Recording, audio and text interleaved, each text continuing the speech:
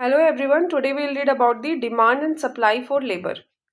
So demand and supply for labor is basically the wage and employment are decided by the factors of demand and supply.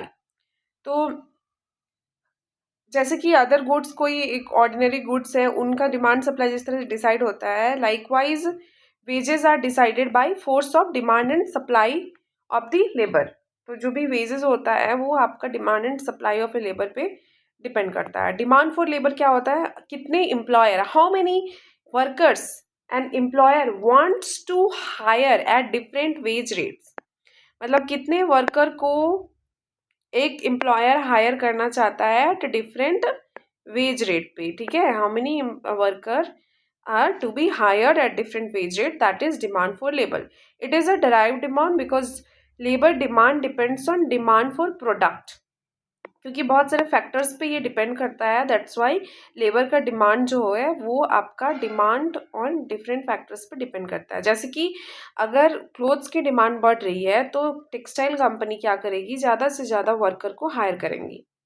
Automobile, अगर car का जो है आपका demand बढ़ रहा है तो ऑटोमोबाइल कंपनीज क्या करेंगी, they will hire more labour. So यहाँ पे हम लोग देखेंगे demand for labour is a derived demand. अब देखेंगे elasticity of demand for labour. इलास्टिसिटी of demand for labor. Demand labor depends on how elastic the demand for the product is. तो demand का जो इलास्टिसिटी होता है वो प्रोडक्ट पे डिपेंड करता है.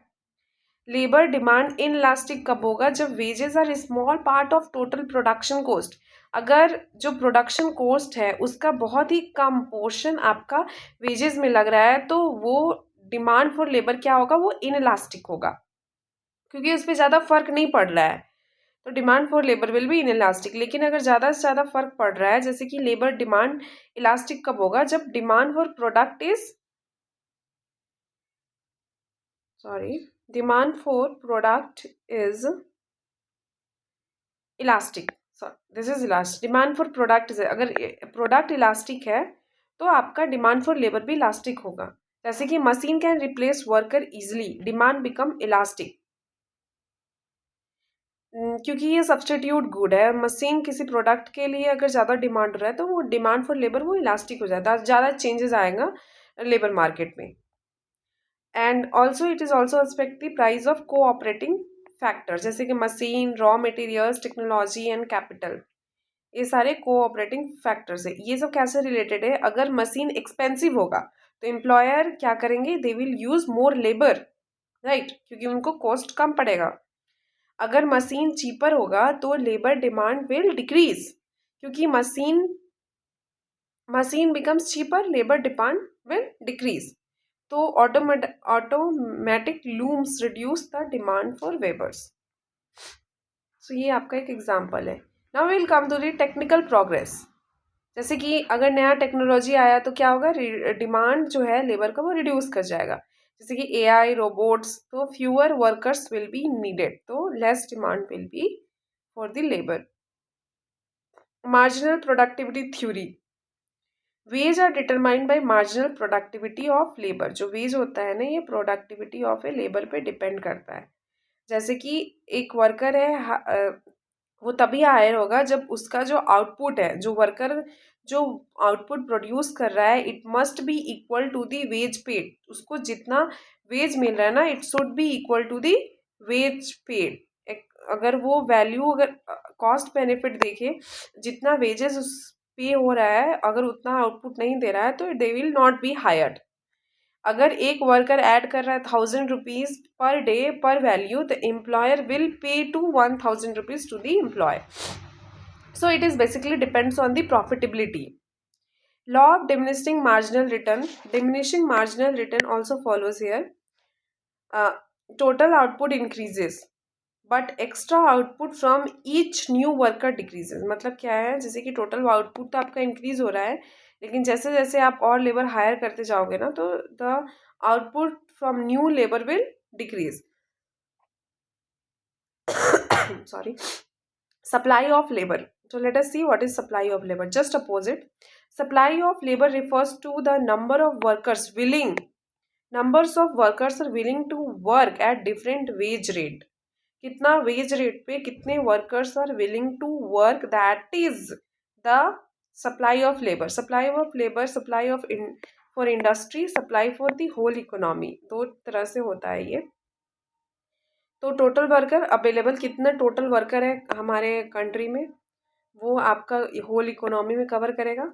एंड हाउ मेनी आर एक इंडस्ट्री को कितने रिक्वायर्ड है, that is supply of labour. Now we'll come to read about the living wage, fair wage. 3 types के वेजेस होते हैं. लिविंग वेज होता है, living wage and fair wage and minimum wage. Let us see what it is.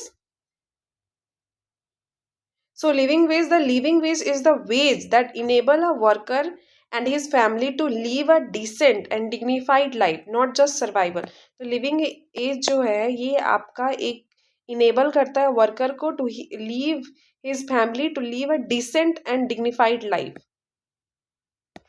And dignified life.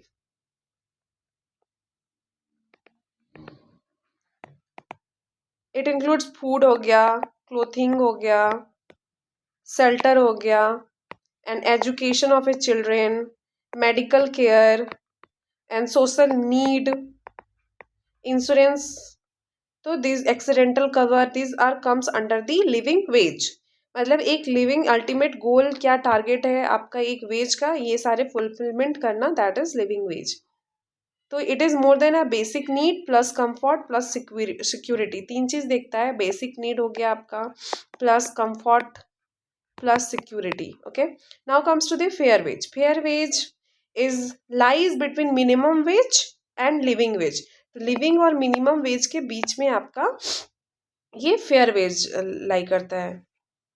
Wages should be fair, employment should be maintain, industry should function efficiently. तो ये productivity of a labour पे depend करता है, industry का capacity पे depend करता है, veg का रेट कितना है. तो fair is the above minimum wage but below living veg. ठीक है, ये क्या है ना, above minimum wage and below the living wage, मतलब इन दोनों के बीच में ये कंसिडर आता है. तो efficient production, balance growth of industry, तो ये सारा आपका fair wage comes under the in between of more than a minimum wage and less than a living wage.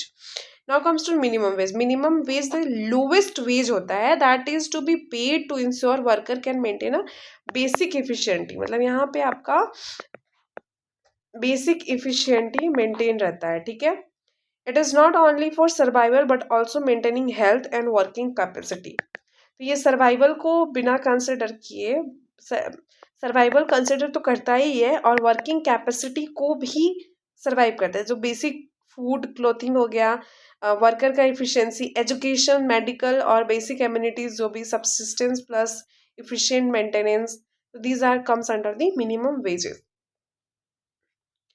सो अब हम लोग अगर इसको कंक्लूड करें तो लिविंग वेज क्या है, एक डिसेंट लाइफ, एक कंफर्ट और एजुकेशन लाइफ, सिक्योर लाइफ के लिए लिविंग वेज हो गया. फेयर वेज जो है रीजनेबल वेज होता है, कैपेसिटी एंड प्रोडक्टिविटी पे डिपेंड करता है. Minimum wage survival and efficiency, survival कितने आप कमा सकते हो. ठीक है, ये सर्वाइवल को बेसिकली फोकस करता है. It is a fair wage and living wage more than all of this. So these are the things. Okay, thank you, see you in the next chapter.